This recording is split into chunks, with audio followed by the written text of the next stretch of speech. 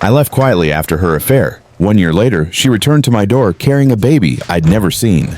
There are certain knocks you don't forget, even before you answer them, the kind that land soft, shaky, almost apologetic. The kind that feel like a memory you prayed would stay buried. That's what I heard that evening. I wasn't expecting anyone. My life had finally settled into something calm. Cook dinner, read on the couch, fall asleep without waiting for someone who no longer cared if she came home. A quiet life, but a peaceful one. But that knock. I knew before I even reached the hallway. I opened the door slowly, bracing myself in ways I didn't want to admit. And there she was. Lena, my ex-wife.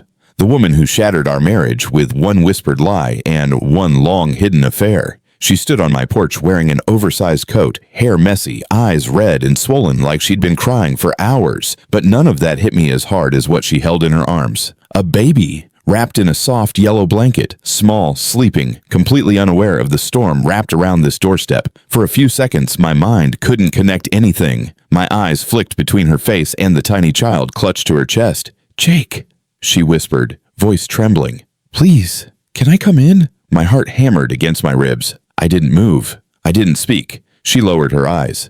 "Please, I don't know where else to go." Something inside me, maybe habit, maybe kindness, made me step aside. She walked in slowly, carefully lowering herself onto the couch. The baby shifted in her arms and let out a tiny sound. Then went back to sleep. Lena stroked its cheek gently, her hands shaking. For a long moment, I just stood there, watching, confused, angry, afraid of the answer I hadn't asked yet. Finally, I sat across from her. "What's going on?" I asked. My voice felt strange in my own throat. She swallowed hard. "I know I'm the last person you want to see." "That's true," she flinched. "And I know," she continued, "that after what I did, you owe me nothing." "What's the baby's name?" I interrupted. Her lips parted. "Ava," she whispered. "She's 8 months old." 8 months. About the time I left. Cold washed through me. "Is she mine?" She shook her head immediately. No, Jake. She's not yours." Somehow that didn't ease anything. "Then why are you here?" I asked. And then, very slowly, she started crying. Not the loud, dramatic kind, the quiet kind, the exhausted kind. "She has no one else," Lena said softly. "And neither do I." I clenched my jaw. "Where's her father?" Her hands tightened around the baby. "Gone." "Gone where?" "Gone," she repeated and her voice cracked. He left when he found out she wasn't planned. He said he wasn't ready. And then 2 months ago, he blocked me, changed his number, moved out of the state. I leaned back, emotions tangling in my chest, frustration, disbelief, something else I couldn't name yet. "You could have told me," I said quietly. She nodded, tears slipping down her cheeks. "I wanted to. I tried. But every time I picked up the phone, I remembered how I hurt you, how I destroyed everything. And I thought you'd hate me."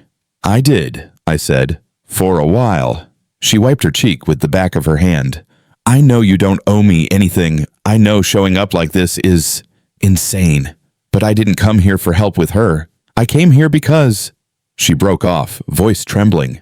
"I'm scared, Jake." I stared at her. Lena was many things, but fragile wasn't one of them. Seeing her like this twisted something inside me. "What happened?" I asked. She looked down at the baby. "I'm struggling. I'm behind on rent. I'm barely sleeping. I'm working double shifts. My mom refuses to help because she doesn't approve of how Ava came into the world, and I'm just—" More tears. "I'm drowning."